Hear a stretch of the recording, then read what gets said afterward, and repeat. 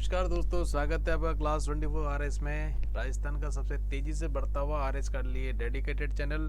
मैं विकास शर्मा आपको जो अपना पॉलिटी में आर्टिकल 23 हो गया था उसके आगे 24 आज हम लेंगे। 23, 24 ये दोनों हमने कहा था शोषण के विरुद्ध अधिकारों से संबंधित है। 23 के हमने दोनों पार्ट 1 और 2 देख लिए थे। अब 24 का आज हम समझेंगे, जिसके आर्टिकल 24 क्या कहता है। जो कारखानों में बालक इत्यादि जो कार्य करते हैं, उनका जो नियोजन होता है फैक्ट्री में, उसको कैसे प्रतिबंध करना है, वो ये आर्टिकल 24 डील करता है उसमें, और उसी के बारे में आज हम समझेंगे। क्लियर?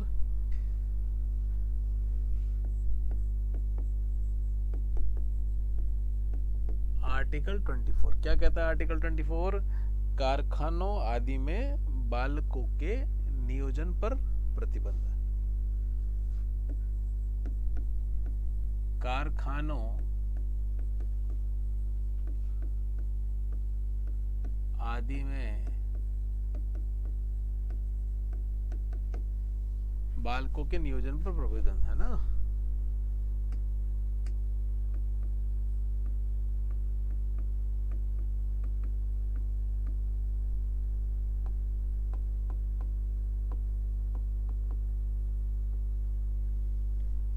क्या कहता है ये? देखो, इसमें बालकों में भी कुछ एज है और बाद में भी कई चेंजेस हुए हैं। जैसे जो 14 वर्ष है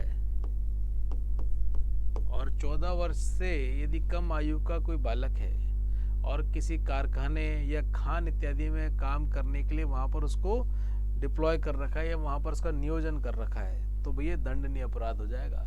14 वर्ष से कम आयु के किसी भी बालक को कोई भी कारखाना हो, खान इत्यादि हो, काम करने के लिए वहां पर उसका नियोजन या नियोजित उसे नहीं किया जा सकता। क्लियर? और या तो हो गया कारखाने हो गए, खान हो गए, साथ साथ कोई हजारडस एम्प्लॉयमेंट है उसमें भी नहीं लगा सकते। मतलब कि जहाँ पर परिसंकट में नियोजन है, जैसे कि पटाखे हो गए या ऐसे कोई हार्श कंडीशंस में काम करना हो गया, हैजार्डस एम्प्लॉयमेंट, उसके जीवन के लिए भी खतरा होता है। ऐसे एम्प्लॉयमेंट के अंतर्गत इनका नियोजन नहीं हो सकता। किनका? 14 वर्ष से कम आयु के बालक का किसी भी कारखाने में, किसी भी खान में,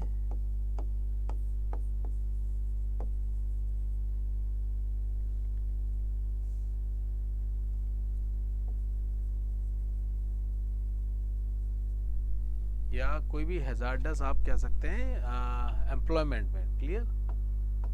यहाँ पर 14 वर्ष से कम आयु के बच्चे का नियोजन नहीं हो सकता। क्लियर है ये?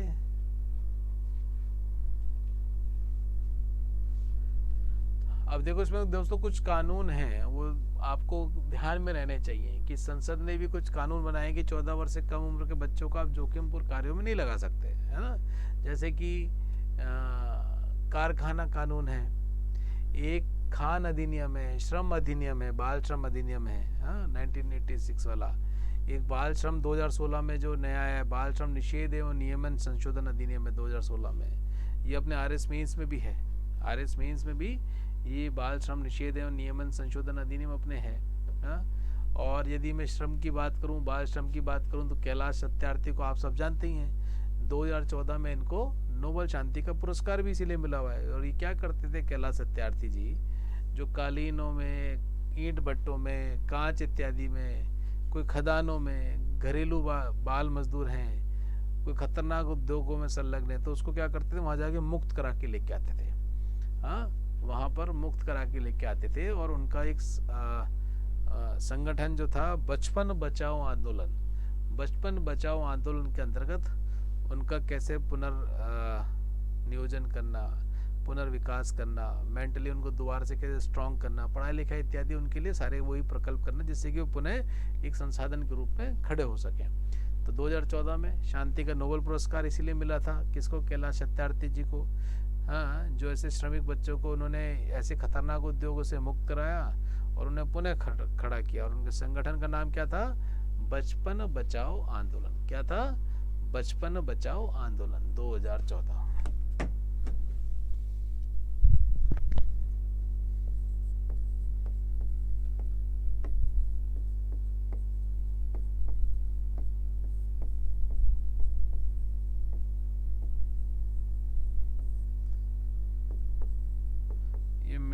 प्री में भी आया था शायद इनके इसके बारे में, बचपन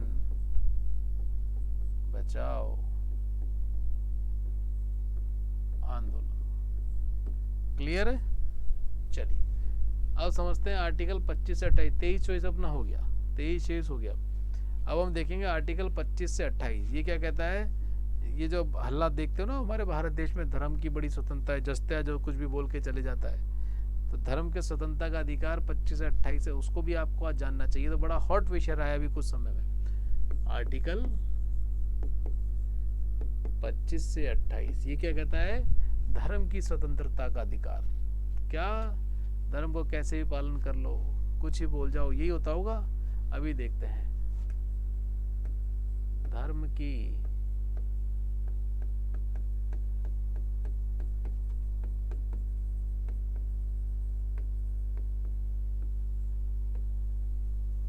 की स्वतंत्रता का अधिकार। क्या? धर्म की स्वतंत्रता का अधिकार, आर्टिकल 25 से 28, ठीक है ना। और ये जो आर्टिकल 25 है इसके दोस्तों दो भाग हैं, वही 25(1) और 25(2), 25(1) और 25(2). रात के बज गए 3 और हमें क्लास लेनी है दोबारा मॉर्निंग वाली।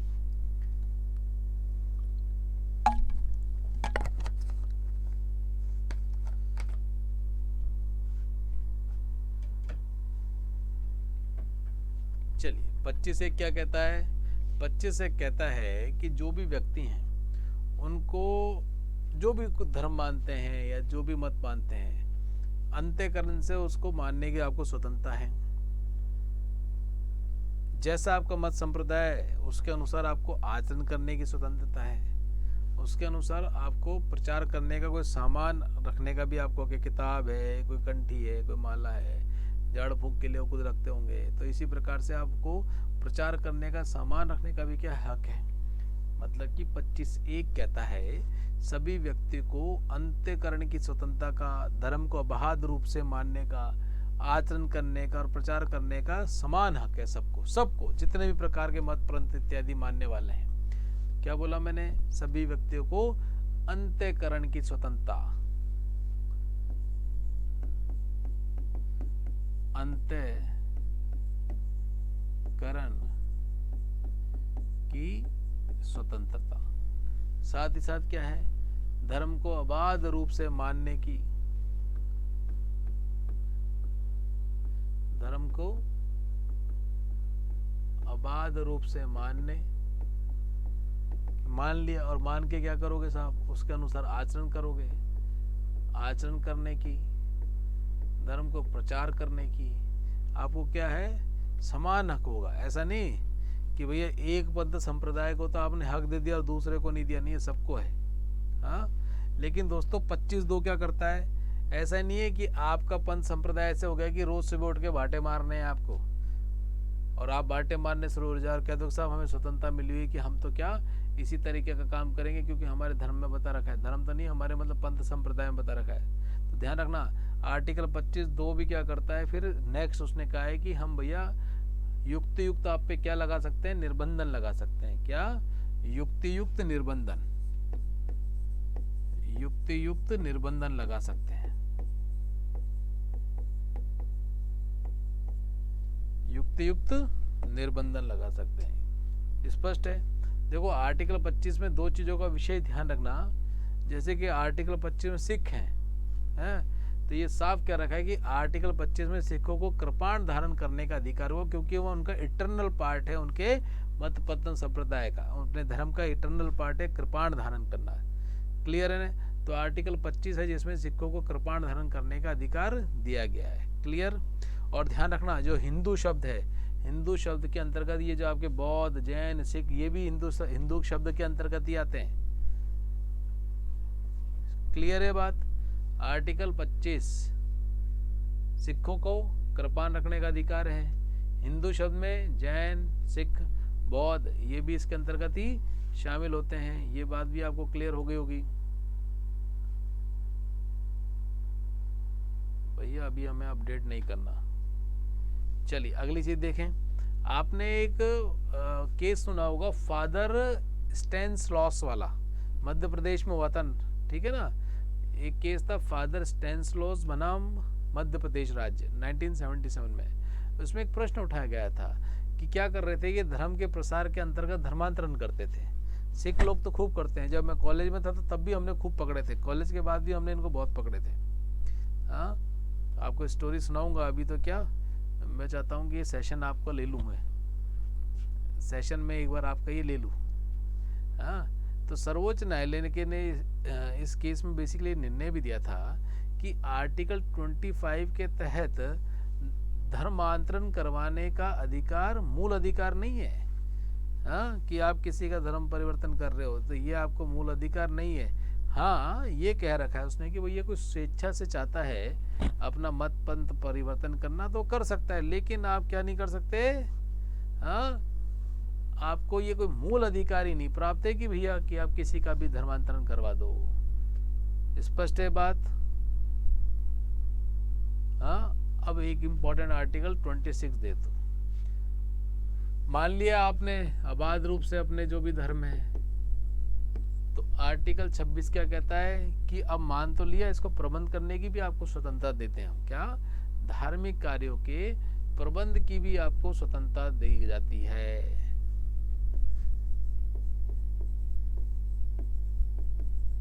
मैनेजमेंट किससे रिलेटेड है, मैनेजमेंट 26, धार्मिक कार्यों के प्रबंध करने की स्वतंत्रता। धार्मिक कार्यों को प्रबंध करने की स्वतंत्रता। प्रबंध करने की स्वतंत्रता में कुछ चीजों का ध्यान रखना पड़ेगा कि भैया लोक व्यवस्था नहीं बिगड़े। आप ऐसा कोई कार्य कर रहे हो जिससे लोक व्यवस्था बिगड़ती हो तो ऐसा कार्य नहीं करना, सदाचार में रहना है। और कोई आपका धर्म ये कहता हो कि मैं तो चाकू मारूंगा मेरे 3 बार, नहीं, आप अपने स्वास्थ्य के साथ खिलवाड़ नहीं कर सकते।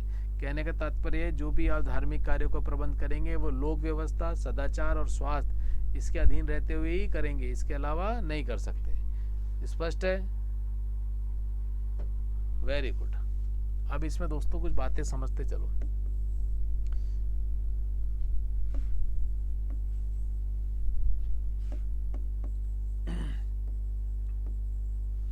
इसके 4 पार्ट देखो, क ख ग घ। क क्या कहता है, आप कोई भी धार्मिक कार्य करते हो, कोई भी धार्मिक प्रयोजन करते हैं, उसके लिए संस्थाओं की स्थापना और आपको पोषण करने का अधिकार है। जैसे कि आपको लगता है कि साहब जैन संस्थाओं तो जैनी हो, तो आपको जैन से संबंधित अपनी संस्थाओं को आप स्थापित कर सकते हो और उसको बढ़ाने के लिए आपको मतलब पोषण करने के लिए आपको अधिकार प्राप्त है। समझ गए? धार्मिक कार्य और धार्मिक प्रयोजन के लिए किया। किसके लिए? धार्मिक कार्य और धार्मिक प्रयोजन के लिए, दोनों ही स्थापना और पोषण करने का आपको क्या है? अधिकार है। स्थापना प्लस पोषण करने का आपको क्या है? अधिकार है। ख क्या कहता है? ये भी मैनेजमेंट से रिलेटेड है, लेकिन ये बोलता है कि धर्म विषयक कार्यों का प्रबंध करने का आपको पूरा अधिकार है। अपने धर्म से संबंधित कोई विषय है, कोई सब्जेक्ट है, हाँ, ऐसा कोई आप कार्य कर रहे हो तो उसका मैनेजमेंट करने का भी आपको पूरा अधिकार है। साथ ही साथ जैसे कि भैया मैंने स्कूल खोली या मैंने कोई मंदिर ही बना लिया या मैंने कोई गौशाला बना ली, कोई मेरा अगर ऐसा मत पंथ धर्म कहता है, ध्यान रखो इसमें जो भी संपत्ति मैं खरीदता हूँ, जैसे कोई गाड़ी घोड़ा खरीदा मैंने, कोई ज़मीन खरीदी, तो हम एक संपत्ति को बोलते हैं जंगम और स्थावर। दोनों प्रकार की संपत्ति को अर्जन करने, उनका स्वामित्व का भी अधिकार आपको प्राप्त है। और बिना भैया आपको ये गाड़ी घोड़ा, अगर आपको अपना धर्म या पंथ मत को बढ़ाना है तो आपको कोई ऑफिस भी चाहिए, कोई मकान भी चाहिए, लोगों के बैठने की व्यवस्था भी चाहिए, लाने ले जाने के लिए गाड़ी घोड़ा भी चाहिए। तो ऐसी एसेट्स को अर्जन और स्वामित्व का भी आपको क्या अधिकार है? ऐसी जो एसेट्स हैं, संपत्ति है, इनका स्वामित्व और अर्जन का आपको अधिकार प्राप्त है। और घ क्या कहता है? और ये जो भी संपत्ति आप प्राप्त करोगे इसका आपको प्रशासन का भी अधिकार है। लेकिन प्रशासन कैसा होना चाहिए, विधि के अनुसार होना चाहिए। ऑडिट हो रही है नहीं हो रही, उसके बारे में आप रिकॉर्ड सबमिट कर रहे हो नहीं कर रहे, ये सारी बातें क्या होंगी आपके घ के अंतर्गत आएंगी। किसके अंतर्गत आएंगी, घ के अंतर्गत आएंगे। क्लियर है। अब इसी में एक अगला केस है, उसके बारे में ध्यान करो। एसपी मित्तल बनाम भारत संघ, ये केस है एसपी बनाम मित्तल भारत संघ 1982 का। इसमें सुप्रीम कोर्ट ने क्या कहा था कि आर्टिकल 26 में जो भी धार्मिक संस्थाएं उल्लिखित हैं उनके विषय में इसने बोला था कि इसके बारे में इन्होंने बोला था कि जो सिविल न्यायालय हैं, हाँ, उन सिविल न्यायालयों को 3 आधारों पर किसी संगठन को धार्मिक संप्रदाय मानना है या नहीं मानना है, ऐसे 3 आधार इसमें बताए थे। एसपी मित्तल बनाम भारत संघ। कैसे मालूम पड़ेगा कि भैया ये धार्मिक संप्रदाय से संबंधित कोई संस्था है, तो इन्होंने कहा था एसपी मित्तल बनाम भारत संघ 1982 के मामले में, और 3 बेसिकली आधार बताए थे।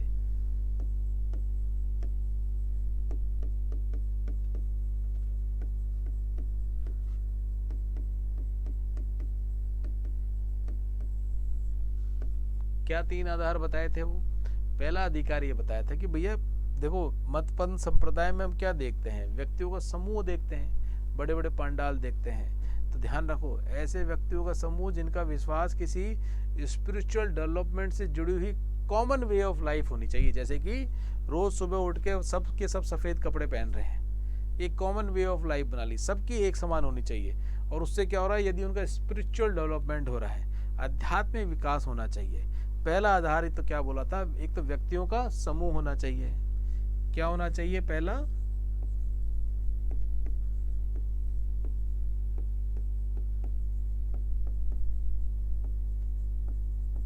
व्यक्तियों का क्या होना चाहिए, समूह होना चाहिए, और जिनका विश्वास किस में होना चाहिए, किसी स्पिरिचुअल डेवलपमेंट में होना चाहिए। इनका विश्वास किस में होना चाहिए,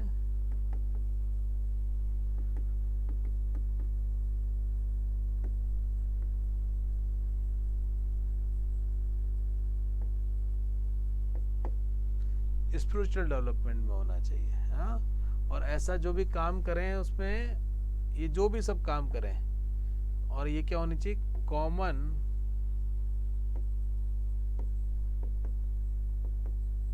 वे ऑफ लिविंग होनी चाहिए। ये पहली आधार इन्होंने बताया था एसपी मित्तल वाले केस में। क्लियर है।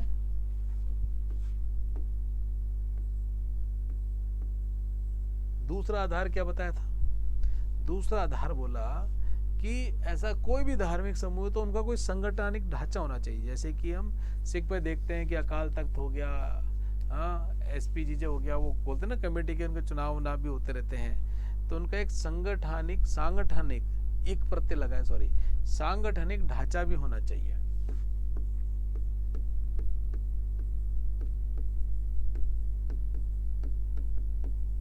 उनका एक सांगठनिक ढांचा भी होना चाहिए। हाँ, और कोई विशेष नाम तो हो उनका, कि कलिया पंथ संप्रदाय, जैसे सिया सुन्नी फलान ठिकाना ये सब बना रखे ना इन्होंने फर्जी। तो इस प्रकार के कोई ना कोई अब सबके नाम होने चाहिए। क्या? विशिष्ट नाम होना चाहिए, स्पेसिफिक नाम होना चाहिए किसी भी समूह का।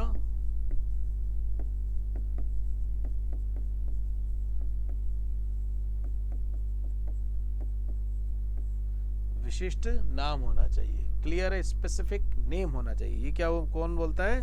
आर्टिकल 26 बोलता है। कौन बोलता है? ये आर्टिकल 26 बोलता है। क्लियर है? एक बार इसको देख लें। आर्टिकल 24 में हमने देखा, 23 में हमने बेसिकली देख लिया था, और उसके बाद 24 में आ गए थे शोषण के विरुद्ध अधिकार के बारे में बात कर रहे हैं। 24 में हमने देखा कारखानों आदि में बालकों के नियोजन पर प्रतिबंध की हमने बात करी थी। 14 वर्ष से कम आयु के बच्चों के कारखाने, खान और हैजार्डस इंडस्ट्रीज में आप एम्प्लॉय नहीं कर सकते। 2014 में कैलाश सत्यार्थी बचपन बचाओ आंदोलन, वो ऐसे ही खतरनाक उद्योगों से बच्चों को बचा के लेके आते थे, और इसी पर उनको 2014 में नोबेल पुरस्कार मिला था। फिर अगला आर्टिकल हम देखना चाह रहे थे 25 से 28, ये ग्रुप किससे रिलेटेड है? धर्म की स्वतंत्रता के अधिकार से रिलेटेड है। तो पहला ही हमने देखा 25 क्या कहता है, 25(1) और 2। 25(1) कहता है अंतःकरण की स्वतंत्रता, और अंतःकरण की स्वतंत्रता से आशय ये भी है कि अबाध रूप से आप किसी भी धर्म को मान सकते हैं, आचरण कर सकते हैं, उसका प्रचार कर सकते हैं। लेकिन ऐसा नहीं है कि मान गए तो कुछ भी आपको छूट मिल जाएगी यदि आपका मत परंतु ऐसा है कि लोकाचार, सदाचार और स्वास्थ्य से संबंधित कोई दिक्कत आ रही है तो ऐसा नहीं है, आप युक्तियुक्त निर्बंधन भी लगा सकते हो। फिर हमने आर्टिकल 26 देखा, ये क्या है, ये मैनेजमेंट की बात करता है कि जो भी आप धार्मिक कार्य कर रहे हो उसके मैनेजमेंट से संबंधित आर्टिकल किस में है, 26 में है। तो पहला इसने बोला क, धार्मिक कार्य के प्रयोजन के लिए यदि आप किसी इंस्टीट्यूट की स्थापना करते हो तो भैया उसकी स्थापना भी कर सकते हो, आप उसका पोषण भी कर सकते हो। क्लियर। ये दूसरा यही था ख, धार्मिक विषयों के प्रबंध करने का अधिकार इसमें था। सी में मतलब ग में क्या था कि आप कोई एसेट खरीद सकते हो जो या तो जंगम हो या स्थावर हो, मतलब कि फिक्स्ड हो या फिर इधर उधर जा सकती हो। जंगम या स्थावर संपत्तियों को आप खरीद सकते हो, अर्जन कर सकते हो, और स्वामित्व का भी आपको अधिकार है। हाँ, और ये भैया ऐसी जो संपत्ति आप लेके आते हो, खरीदते हो, सी में बोल रहे हैं। ग में बोलता है ऐसी संपत्तियों का विधि अनुसार प्रशासन भी आप करने का आपको अधिकार मिलता है। उसके बाद हमने एसपी मित्तल केस के बारे में चर्चा करी।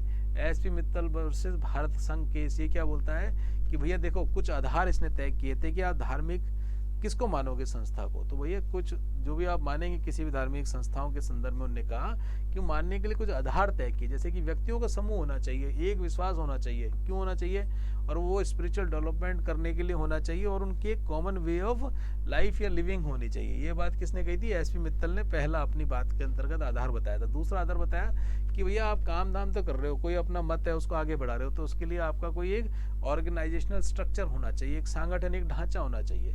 तीसरा, समूह का विशिष्ट नाम होना चाहिए, कोई नाम तो हो आपके धार्मिक संप्रदाय का, मतपथ संप्रदाय का, उसका कोई ना कोई नाम और होना अवश्य चाहिए। स्पष्ट है ये बात आपको?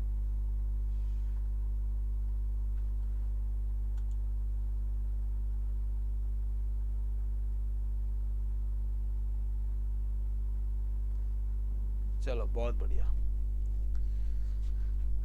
दोस्तों, ये छोटा सेशन जरूर है। इस छोटे सेशन को आज यहीं पर समाप्त करेंगे। एक ऐसा करता हूँ, एक छोटा आर्टिकल और है, उसको जो भी ले लेना चाहिए अपन को। एक छोटा सा आर्टिकल है इसी में, उसको भी अपन को ले लेना चाहिए, है ना, नहीं तो क्या मेरा मन कुलबड़ करता रहेगा। उसके बाद हम बाकी के भी आर्टिकल ले लेंगे। देखो ये सारी हमने प्रबंधन की बात देखी थी, प्रबंधन की बात देखी, तो इसमें अगला होता है आर्टिकल 27। देखो 28 को क्या मैं थोड़ा विस्तृत रूप से लेके चलूंगा आपके सामने। आर्टिकल 27 ये क्या कहता है, देखो ये यूं कहता है कि जैसे आपने जज्जे अगर सुना होगा ना, पहले मुसलमान लगा दिया करते थे। आर्टिकल 27 क्या कहता है, किसी भी विशिष्ट धर्म की अभिवृद्धि के लिए करो को संदाय के बारे में स्वतंत्रता। संदाय मतलब पे करना, हाँ, कि आपको कोई विशेष धर्म है उसको बढ़ाना है, उसके लिए भैया आप क्या कर रहे हैं, कर लगा रहे हैं, उसको पे करने की स्वतंत्रता के बारे में इसमें बताया गया। क्या बताया गया है, कोई भी व्यक्ति को ऐसे करों को भुगतान करने के लिए आप बाध्य नहीं कर सकते, हाँ, जो किसके लिए कर रहा है, किसी धर्म विशेष की उन्नति के लिए कर रहा है। और हमारे यहाँ पे सबसे बड़ी विडंबना है कि वक्फ बोर्ड और ये जितने भी आप दरगाह देखते हैं, बाजार देखते हैं, इसमें सरकार का ही पैसा लग रहा है, और मंदिरों से हम पैसा ले रहे हैं। इनमें से किसी से भी हम पैसा नहीं लेते, हम इनमें से किसी से भी पैसा नहीं लगते। तो आर्टिकल 27 क्या बोलता है, धर्म की अभिवृद्धि के लिए करों के संदाय के बारे में स्वतंत्रता। धर्म की अभिवृद्धि के लिए, धर्म की अभिवृद्धि के लिए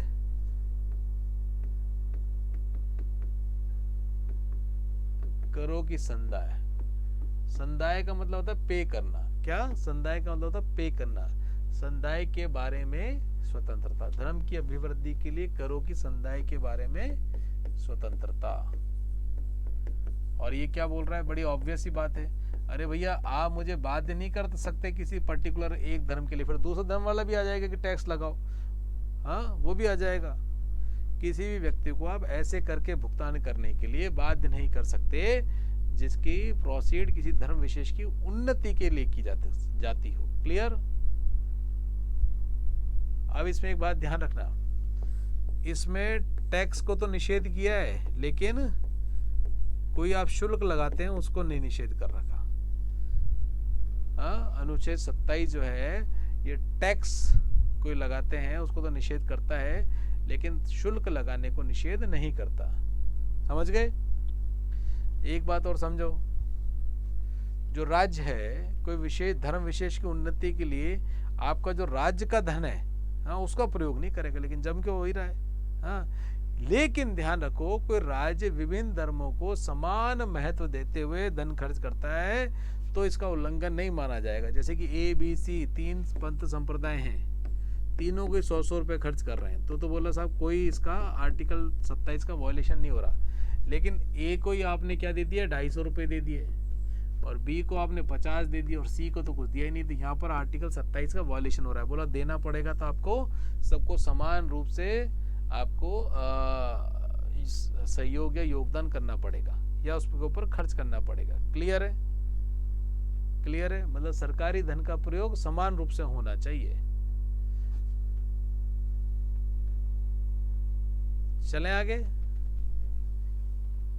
27 अपन ने देख लिया। अब नेक्स्ट जो आर्टिकल देखेंगे वो हम 28 देखेंगे। 28 में क्या थोड़ी सी कॉम्प्लेक्सिटीज हैं, उसको हमें समझना पड़ेगा। वो समझने के लिए हमें थोड़ा समय देंगे प्रेम से। तो अभी हम इतना करते हैं, नेक्स्ट सेशन में मिलेंगे। राम राम।